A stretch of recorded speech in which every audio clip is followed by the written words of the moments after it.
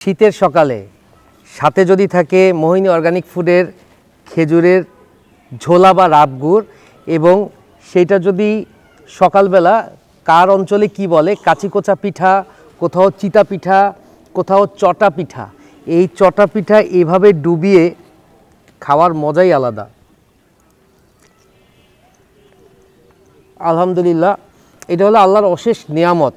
এই যে খেজুরের গুড়, এটা যদি খাঁটি রসের খেজুরের গুড় হয়, সাথে যদি এরকম চমৎকার পিঠা থাকে, শীতের সকালের নাস্তা এর চেয়ে শর্টকাট ওয়ে আর হতে পারে না। বাঙালি পিঠার জন্য কিন্তু সারা বাংলাদেশ প্রসিদ্ধ। তার মধ্যে অন্যতম পিঠা হচ্ছে এই চিতা পিঠা বা দুধ চিতই।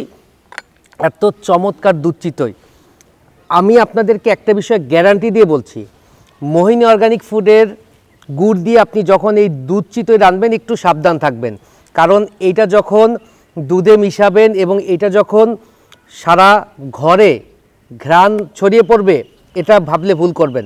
এই ঘ্রাণটা ঘর ছেড়ে বাইরে চলে যাবে, আর বাইরে চলে গেলে কিন্তু প্রতিবেশীরা হানা দিবে।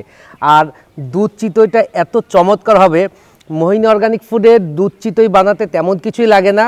আপনি আমাদের পাটালি গুড় অথবা দানাদার গুড় ব্যবহার করে এই চমৎকার দুধ চিতই বানাতে পারবেন।